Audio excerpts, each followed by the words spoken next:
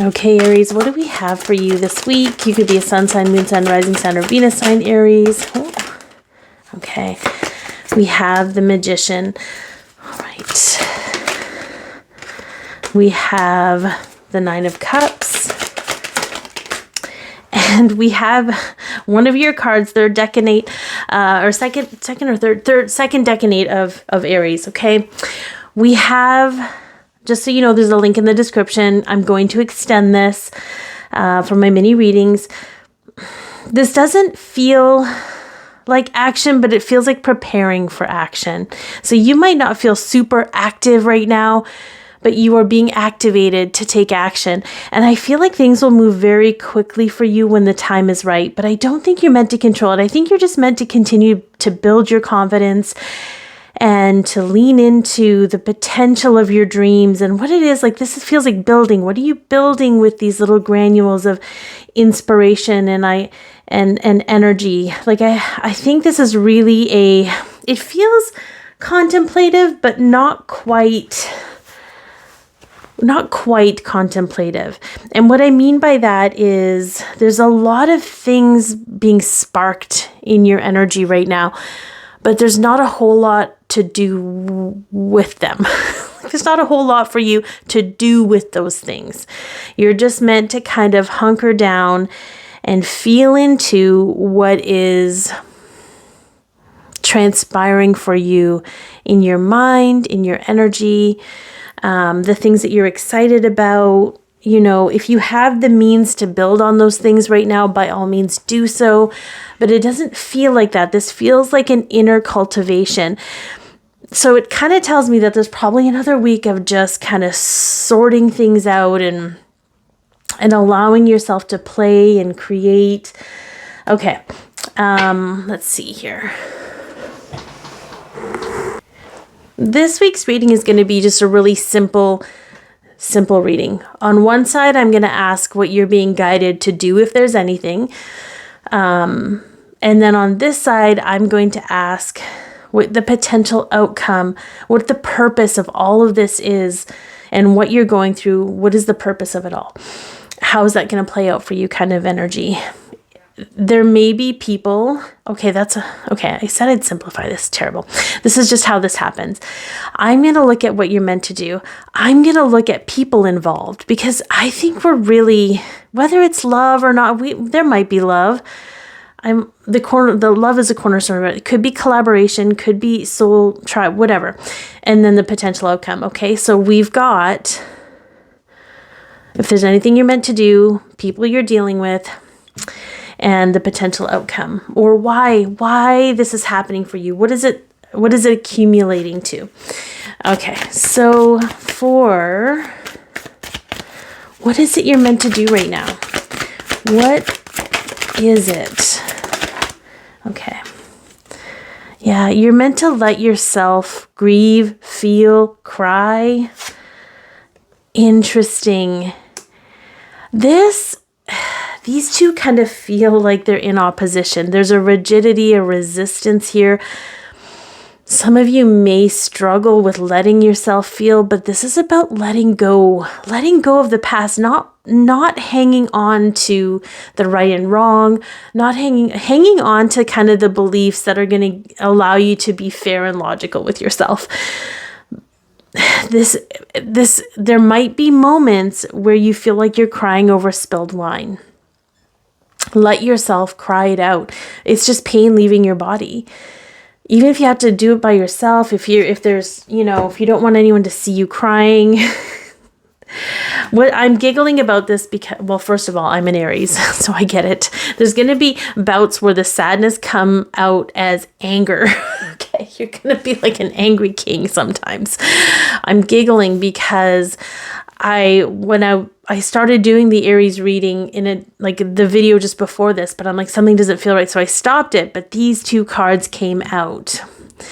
So let yourself feel, let yourself grieve. If you need to make sense of it, make sense of it, but let it go in the process. I really feel like this is just moving all that crap out of you that you had no business hanging on to in the first place. I think this is super, super interesting. Okay, so what are we dealing with people? What kind of people are you dealing with this week? What do they mean to you? Okay, oops. All right, we have the Eight of Swords, so they could be a Gemini. Okay, here's what's really interesting. Okay, we have the Ace of Pentacles. They could be also one of the earth signs. So Taurus or Virgo or Capricorn. What I think is really fascinating about this, though, is this is showing me the two types of people in your life.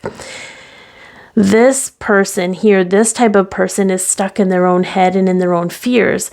You might be expressing about your dreams, because here's why. When we get into this state of desiring something or being expansive about something or feeling into something that is greater than what we've experienced, we bring up things from the past that never worked out. Okay, there's self-doubt, there's anger and sadness about things not working out. You might have to move through all of these energies, Aries. Just let them move through. You don't have to do anything with them. Just recognize that it's something moving out of your system.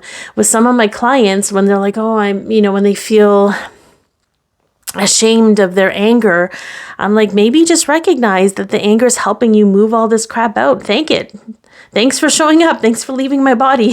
Thanks for leaving my existence. When you're conscious and aware of things, it's all that makes all the difference in the world. Anyway, so with this Ace of Pentacles, however, this represents another person who's very much expansive and optimistic and can kind of see the potential in perhaps what it is you're dreaming for yourself. So pay attention to how people make you feel when you talk to them about what you're envisioning or what's coming through for you. You might trigger some of these old feelings in other people.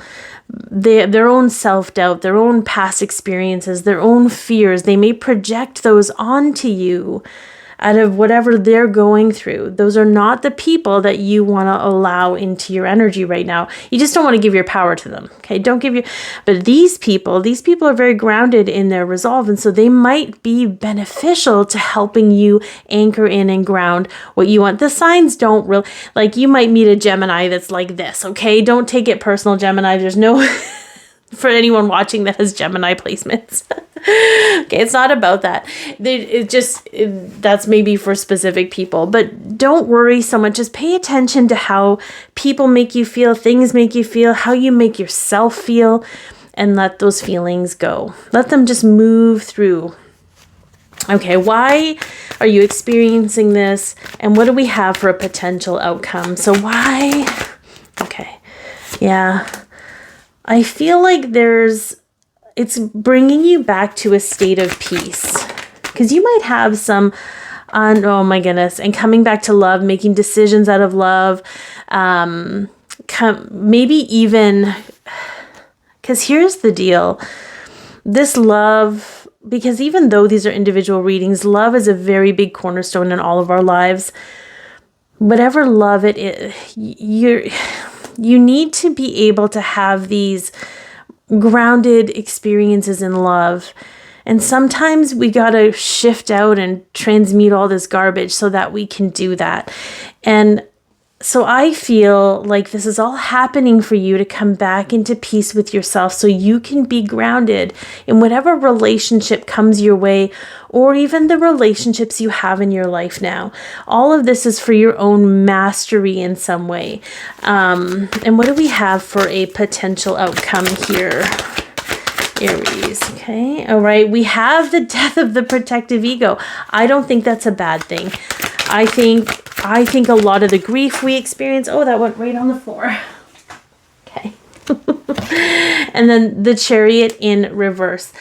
This is less about the energy of this particular card, unless, of course, you want to release some Cancer energy from your life, whatever that looks like. Okay.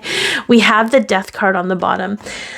I think this is really fascinating because the protective ego is something we develop to help us stay safe, but sometimes it creates limitation. It's also a big part of why we have these emotional reactions to people, to things. This to me tells me that this outcome for you is less about being confused. If you look at this card right side up, this way or that way, I don't know which way to go. I'm kind of stuck in this place of indecisiveness. But our indecision more so comes from being afraid that we'll make the wrong decision. I think whatever you're going through this week is going to clear things up for you in such a way that you are no longer confused in where you're going with this. The direction from source, the signs, whatever you feel, I think is going to become so clear that you can just sit in your own peace and move when you're inspired. It may be a bit of a turbulent week. It may not. You may just have bouts of turbulence, but this is just letting you know that you can let that energy move through. It's moving things out of your peripheral that no longer serve you. So I hope that this has helped, and I'm sending you lots of love, and take care.